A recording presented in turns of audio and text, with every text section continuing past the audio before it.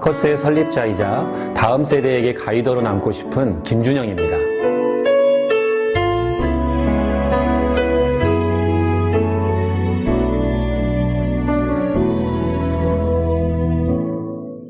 네, 현재는 나의 미래 공작소라는 그런 제가 회사를 설립했습니다. 청년들에게 자신들의 미래를 찾고 또 발견하고 만들어가게 도와주는 곳인데요. 그곳에서 여러 가지 교육 프로그램들, 또 함께 가이드로 생각하는 여러 디렉터분들하고 청년들을 위해서 지금 이곳저곳 생태계를 만들고 교육해주는 일들을 지금 하고 있습니다.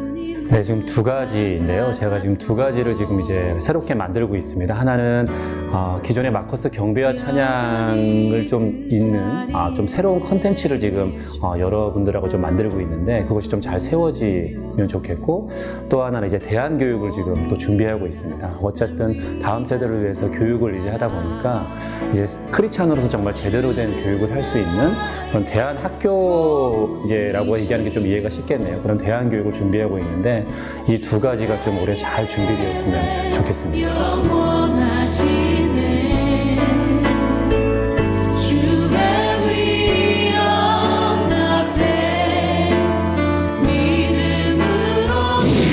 사실은 이제 오랜만에 한 2003년인가 4년에 나를 찾아왔던 기억이 나요. 갑자기.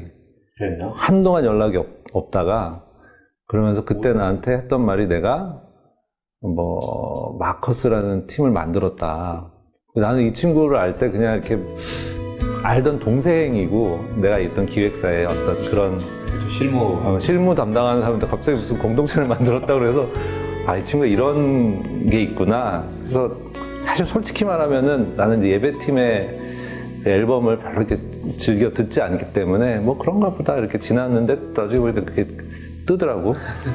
근데 좀 있다가 또 몇 년 지나고 나니까 이 사람이 만든 가사를 가지고 노래를 이렇게 많이 부르더라고. 그래서 내가 못 보던 면모를 이렇게 보게 되면서, 한 가지 아주 구태의연한 질문이지만, 작사가로 갑자기 뜨게 되면서 변화가 있던가, 어떤 마음이 들어? 그렇게 지금 도현이 형이 얘기한 것처럼 나도 내가 이렇게 될 거라고 생각을 해보려고. 모르죠. 이게 인도하심이죠. 근데 그 안에 좀 있었던 것 같아요. 감수성 같은. 글 쓰는 건 원래 좋아했고, 일기 쓰는 걸 좋아했는데, 항상 실무를 하고 기획을 하고 논리적인 일을 하고 이성적인 판단을 해와서, 그리고 단 한 번도 리더라는 자리를 생각해 본 적이 없었고, 디사이플스 때도 불리더였고, 항상 나는 2인자 실무를 하고. 근데 그렇게 인도하심은 저도 좀 되게 생각하지 못했던 거고요. 가사는 말 그대로 우리 앨범에 앨범을 만드는데 우리의 마인드를 전하고 우리가 생각하고 있는 걸 전하려고 하는데 제가 가장 잘 표현을 하겠더라고요. 그래서 또 썼는데, 또 리더다 보니까 또 이렇게 애들이 별말 없이 그렇게 하게 되고, 하다 보니 많이 좋았으니까 또 하다 보니 이렇게 된 것 같고, 또 이렇게 또 작사가 앞에서 또 이런 얘기가 좀 작사가 나와지면, 아니야. 나는 싱어송라이터야. 그렇죠. 네. 준영이가 쓴 가사들이 어떤 사람에게, 나도 이제 어떤 면에서 학생들한테 그런 얘기를 하긴 하는데, 좀 논란의 중심에 있던 적이 있죠. 부르신 곳에서. 그런 것도 경우에. 있죠. 네, 그런 것들 있죠. 왜 그런 것 같아요? 본인이 쓰면서 갖고 있는 개념이랑 사람들이 또 이해하는 개념이 좀 다르고, 또 어떤 쉽게 얘기하면 전문가 그룹? 전문가 그룹이 있는지 모르지만 신학적인 문제가 있다, 이런 얘기를 들은 적이 있어요? 본인이 직접? 부르신 곳에서만 좀 그런 얘기를 들었고요. 그 뒤로는 신학적으로도 훌륭하다. 정말? 이지만 보통 제가 가사를 썼을 때 제가 난 이래야 되겠다 저래야 되겠다 쓴 건 없고, 솔직하게 제가 생각하고 있었던 것, 또 제가 가지고 있는 신앙관, 이것들을 좀 편하게 표현하자. 왜냐면 그 전에 예배곡들은 너무 객관적이고 3인칭적이고 너무 일반화시키는 것들이 있어서 저는 조금 더 개개인이 감성적인 고백을 네, 또 제 고백이니까 제 고백을 어떻게 하면 잘 드러낼까, 잘 표현할까, 이렇게 초창기 가사들이 그런 게 좀 많다 보니까 너무 개인적인 고백이다. 네, 개인적인 신앙에 빠질 위험이 있다. 그리고 부르신 곳에서는 따스한 성령님. 그치. 성경이 성령님이 따스하다고 나와 있냐. 따스한 성령이 그러길래, 네. 진리의 성령님은 들어봐도 따스한 성령님. 성령이 불같은 성령님은 있어도 따스한 성령님은 미지근한 없다. 성령님. 네. 또 성령이 오셨기 때문에 그런 얘기를 좀 목사님들인 것 같아요. 이제 그렇게 좀 비판적인. 그래서 뭐 저는 성령님의 인도하심을 받고 우리가 성화가 되면 우리가 인격적으로 성숙하게 되고 그런 사람 우리가 따뜻한 사람이라고 하지 않냐. 그래서 나는 성령님도 되게 따뜻한 인격적인 분이라고. 표현으로 한 네, 거구나. 따뜻한 분이라고 생각했고 그냥 비유죠. 뭐 비유라기보다 꾸며주는 그런 거였는데 시적인 은유와 뭐 그렇게까지 표현은 너무 은유까지는 이제, 아니지만. 네. 근데 이제 어쨌든 그런 식의 표현이었는데 그걸 표현으로 받아주시지 않고 그냥 딱 성령님에 대한 개념 이걸로 받아들이시는 분들이 좀 그러니까 이제 있었던 어떻게 것 같아요. 보면 사실 이제 저 개인적으로도 하루뮤직이나 이런 데서 강조하는 게 우리가 부르는 만든 노래들이 어떤 이에게는 개인적인 그 신조가 된다, 신앙적인 고백이 되고 그렇죠. 솔직히 말하면 그 고백 자체가 우리에게 이제 각인이 돼서 마치 성경에 있는 구절처럼 느껴질 때가 있어요, 사실은. 그래서 이제 지금은 좀 약간 또 태도가 바뀔 수도 있어요. 그 어떤 어조 같은 게. 근데 그때 당시 이제 그런 노래들이 나오면서 사실은 그 요즘에 그 예배의 곡들, 요즘 나오는 곡들 보면 상당히 감성주의적인 게 많아요. 그런 거 못 느끼세요? 요즘은 그게 이제 어떻게 보면 혹자들은 이제 비판하면서 너의 마커스부터 책임이다. 시작이다. 그런 얘기들을 좀 하죠. 문을 열었다. 네, 그런 문을 뭐 감성주의의 문을 네. 열었다. 저는 폭을 좀 넓게 해준 거죠. 너무 이쪽으로만 치우쳐져 있으니까 이쪽도 있다. 근데 이제 저희가 4집 이후부터는 좀 제가 하나님 나라 뭐 이런 거. 네, 일부러는 아니지만 이제 좀 계획할 때 좀 더 개인 거기에서 조금 더 이제 공동체 그렇게 해서 그런 쪽으로 좀 나갔죠. 그러니까 사실 저도 제 1집 앨범이나 들어보신 분이 얼마나 계실지는 모르겠지만 제가 제일 좋아하는 네. 앨범 중에 하나입니다. 그래 알아. 근데 그 가사들도 저도 보면 상당히 제 감성적이고 솔직히 말하면 성경에 근거한 것보다는 내가 느끼는 하나님에 대해서 이제 쓰다 보니까 근데 시간이 지나고 나도 이제 성경을 보게 되고 오랫동안 예수를 믿었지만 그런 성경적인 근거가 아닌 데서 가져온 어떤 것들이 이게 어떤 면에서는 문제가 될 수 있겠다. 문제라기보다 좀 이렇게 혼란이 빚어질 수 있겠다라는 책임감 같은 게 생기더라고. 사실 마커스 자체가 뭐 했던 일들이 외향적으로는 대부분 월십, 그러니까 예배 모임으로 알려졌지만 사실 그렇죠. 준영이랑 개인적으로 계속 만났을 때 그리고 경연도 내가 이렇게 대화를 해보면 되게 아트를 그러니까 예술적인 어떤 무엇을 이렇게 표출하고 싶어하는 욕망이 이 사람들이 되게 강한 그룹이구나. 그러니까 사람들이 알기로는 여기는 그냥 예배팀이라고 알고 있지만 사실 저 속내는 예술가 그룹이기를 원하는구나라는 생각을 좀 인상을 받았어요. 일정량 그게 맞죠. 맞는 게 어쨌든 문화사역단체로 처음부터 부르심을 받았고 흔히 이제 우리끼리는 나는 우리 예술사역자라고 하자. 예배사역자 좀 이상하다. 그리고 이제 그래서 어쨌든 음악이라는 것을 주로 다루고 있고 음악은 예술이라는 영역 안에 들어있으니까 기본적으로 예술적인 하나님이 주신 그 예술 영역에 대한 성경적인 뭐 기반도 있어야 되고 그걸 또 추구해야 되고 이런 부분들을 항상 가지고 있죠.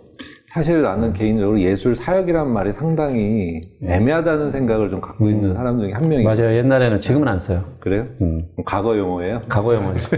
예술 사역자가 웃기잖아요. 네. 모든 게 또 뭐든지 사역자가 붙으면 또 이상해. 그러니까 나도 나를 찬양 사역자라고 부르지 말라고 한동안 얘기했던 적이 있는데 그 사역이라는 이미지가 주는 약간의 그 틀이 너무 있거든. 그러니까 왠지 목회자와 비슷한 준 목회자급의 그런 외향을 가져야 되고 심지어는 내가 어디 가면 나보고 목사님이라고 얘기하는 나도. 그럴 수 있죠. 그러니까 곤란하더라고.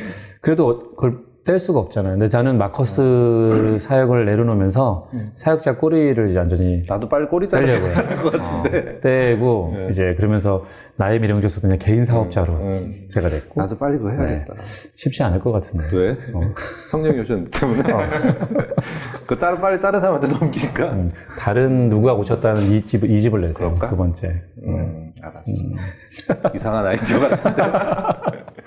경연은 사실 그에 비해서 사실 기존의 사역자의 모습은 또 아니란 말이지. 그러니까 찬양 사역자는 아니고. 그러니까 마커스에서 가장 아티스트적인 성향과 기질을 가지고 있는 친구가 또 경연이죠. 또 미술을 전공했고 원래 계속 공부한 거 자체가 그리고 또 약간 생긴 것도 그래. 그렇죠. 약간 또 시니컬하고 또 이래가지고 나도 옛날에 이랬는데. 맞아 그랬어. 근데 지금은 너무 후덕해져가지고. 나이가 이제 있으니까 그러게. 외모는 많이 변하진 않았지만 그랬어? 그래도 살이 좀 이제 후덕하게 쪘죠.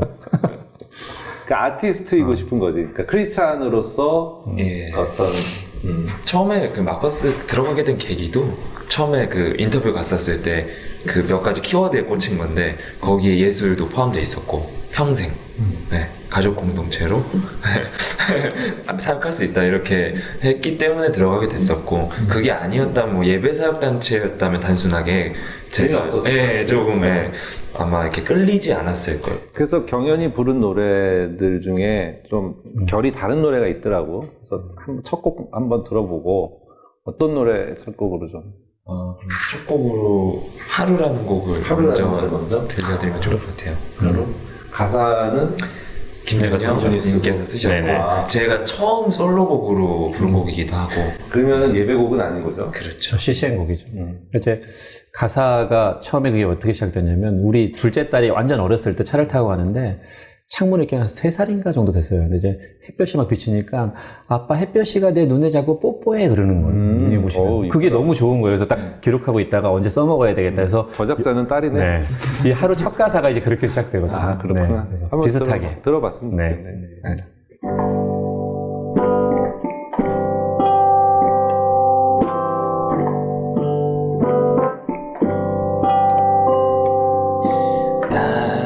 따스한 비 입맞춤 눈을 뜬 오늘 알지 못하는 일들이 펼쳐진 나의 하루 주어진 오늘 하루 지치고 힘들어도 시간은 자꾸 흐르는 거야. 오늘은 어제가 되어 기억이 아프게 하여도 지나간 시간은 두 번 다시는 오지 않아. 지금 내가 살아갈 오늘이 내게 너무나 소중해. 언제나 날 위해 주어진 사랑을 바라보고 찾아본다면 지나버린 어제 말고 새로운 하루 기대할 수 있을 거야. 하늘을 봐 햇살과 별들이 나를 새롭게 하고 때로는 감성을 적셔주는 이 비가 차분히 감싸네.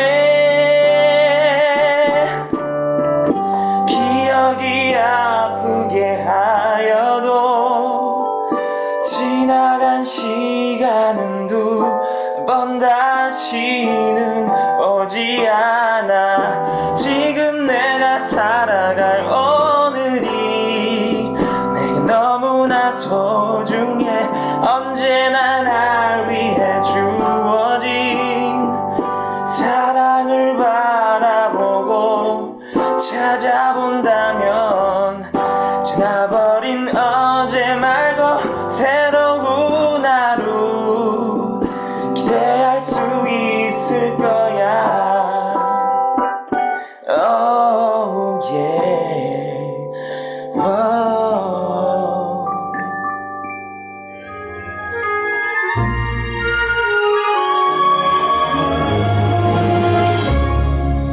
저도 사실은 그 어떤 노래들을 가지고 본의 아니게 이제 사역자의 이미지가 붙여지고 저도 이제 그런 역할들을 했고 우리 준영 형제도 그런 역할들 했는데 나이가 들고 시간이 지나면서 어쩔 수 없이 리더의 역할들을 하게 되고 책임감을 갖게 되는 거는 사실인 것 같아요. 그래서 뭐 개인적인 바람은 나도 이제 그런 고민이 많은데 우리가 갖고 있는 어떤 기존의 개념들을 깨는 게 아니라 정말 본질적으로 성경이 무슨 얘기를 하고 있는지에 대해서 얘기를 해야 되지 않을까. 그전에는 사실 우리가 힘이 없었잖아요.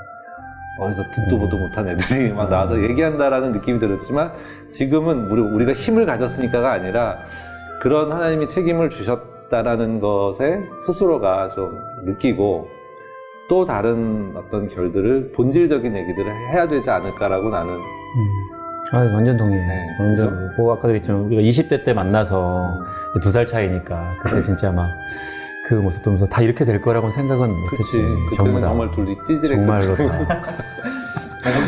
네. 강민희 형도 막 이제 일집 막 내고 막 그랬을 때 그랬었는데 어쨌든 진짜 우리가 생각하지 못했던 자리로 하나님이 인도하시고 은혜죠. 그러니까 그 은혜에 맞는 어떤 책임을 분명히 가져야 되고 더 많이 느끼는 것 같아요. 마커스라는 단체가 이렇게 될 거라고 생각도 못했고 이렇게 뭐 생각을 하면서 일부러 막 그런 계획을 하지도 않았고 그러다 보니까 조금 더 그 라이브 워십의 5집하고 6집의 나름대로 그런 책임감을 좀 더 가져서 완성도 있는 뭔가를 해보려고 이렇게 좀 2012년 앨범과 제가 마지막으로 참여한 게 13년 앨범인데 그 두 앨범에 조금 더 그런 것들을 했었던 것 같고 지금도 이제 뭐 페북이나 이제 글을 쓰는 것에서 좀 더 그런 말했던 형이 얘기했던 그런 본질 좀 더 잘못된 점이 내 살을 깎는 한이 있더라도 그런 걸 좀 얘기해주고 이런 부분.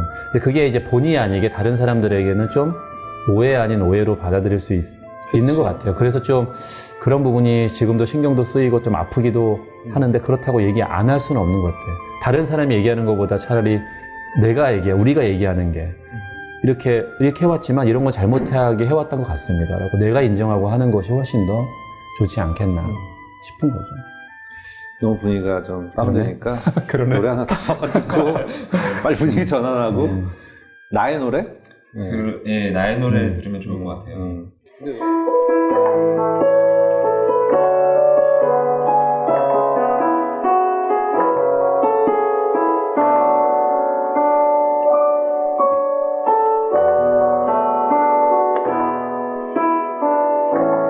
아무 생각 없이 노래가 좋았지. 오래된 기억 속에 그 교회에서 낡은 피아노 반주 불렀던 노래들 그 시작이 지금의 모습이 되어 내 삶의 전부 되어 어느 곳에서 어떠한 환경에도 이제는 주를 위해 난 노래하네. 그날 부르신 주님 사랑의 음성을 기억해. 외로움에 지쳐만 가는 사람들에게 사랑을 전하라네. 나의 노래는 나의 삶. 이제야 나의 노래를 부르네. 유일하게 부르고 싶던, 유일하게 들려주고 싶던 그분을 위해 나 이제 노래하네. 내 노래. 주님 주신 내 목소리로 그분의 사랑을 노래할 때 모든 사람들이 따뜻한 주님의 사랑을 기억하면 좋겠어. 나의 노래는 나의 삶. 이제야 나의 노래를 부르네. 유일하게 부르고 싶던, 유일하게 들려주고 싶던 그분을 위해 나 이제 노래하는 내 노래.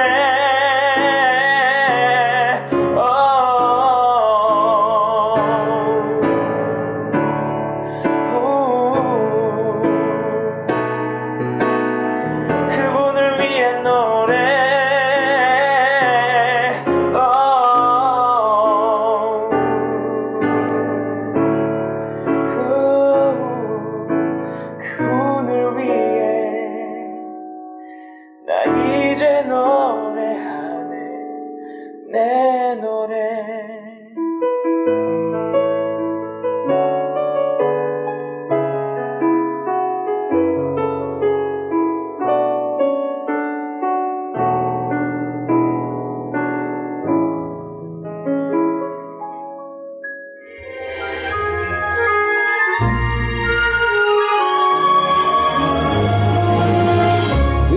음악이 됐을까가 나는 가장 큰 문제라고 생각해. 그래요. 맞아요. 왜 예배가 음악이야?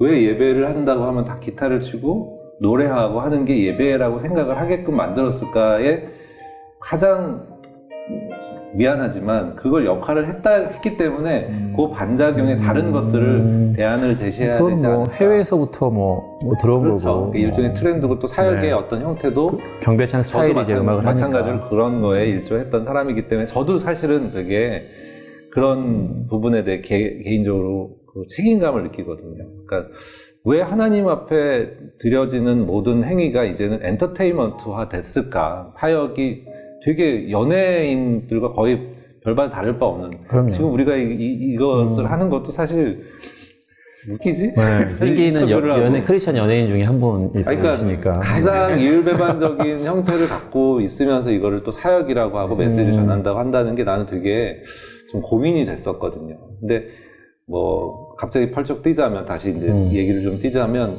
예배를 뭐 주도하던 어떤 팀, 그 다음에 많은 부분의 젊은이들에게 이러이러한 것들을 제시하던 팀이었는데 갑자기 이렇게 해체했다. 그런 한간의 얘기들이 들렸고 제 주변에도 뭐 이제 제가 대표를 안다고 하니까 도대체 왜 거기는 해체했대 뭐 팀 간의 뭐 분열, 뭐 돈을 벌었더니 이 다툼 뭐 그런 걸 물어보더라고요. 그래서 나도 글쎄 뭐 그런 거는 아닐 텐데 뭐 잘 모르겠어 이렇게 얘기를 했는데 뭐예요 도대체 왜 해체했어요? 그러게 이제 아까 우리가 던졌던 계속 고민들하고 연장선에 있는 것 같아요. 일단은 보통 해체했다고 하면 팀이 없어지는 거잖아요. 그렇죠, 공중분해. 그러면 이제 어느 누구도 마커스란 이름을 쓸 수가 없는 거죠. 그러니까 이제 근데 지금 멤버들이 마커스란 이름을 가지고 각자 이렇게 좀 하고 있죠. 그러니까 결국은 해체한 건 아니고 누군가가 해체했다고 하면 그건 말이 안 되는 거죠. 해체하면 없어져야 되니까. 근데 이제 흩어졌다고 하는 흩어졌다는 의미를 잘 모르시더라고요. 쉽게 얘기하면 분립한 거예요. 교회 분립하듯이. 분립. 네. 보통 이제 분립했다 그러면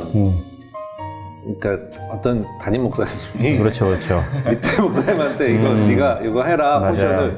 근데 지금 여기는 모체가 없이 분립한 거죠. 그렇죠. 그러니까 이게 제가 2014년도에 내려놓고 책을 냈는데 거기에도 그러니까 이게 우리가 오래전부터 하나님이 주셨던 마음이에요. 결국 우리는 문화하고 예배라는 것을 우리가 좀 더 갔을 때 완벽하진 않지만 문화는 삶에서 하나님께 그 말씀에 순종해서 살아가는 그 자체가 예배이기 때문에 우리가 이런 예배 모임에서 끝나는 것이 아니라 좀 더 우리가 그러한 삶으로 보여주기 위해서는 이제 서로 각자 이제 한 단체로 계속 가는 것이 아니라 각자가 하나님 앞에 부름받은 그 사명과 그것이 되어서 각자의 사역으로 흩어져서 각각의 삶으로 더 가가지고 그걸 보여주는 모습이 우리가 할 수 있는 마지막의 모습이 아닌가라는 것들을 꽤 오래전부터 주셨고 우리가 2011년부터 그것들을 본격적으로 준비해 온 거예요. 그래서 그럼 사실 그거를 변명하기보다는 증명해내야 되겠네. 그게 문제인 거죠. 그러니까 이제 멤버들이 곳곳에서 이제 그러한 마커스로서 역할들을 막 해야 되는 거죠. 해야지만 되는 것이죠.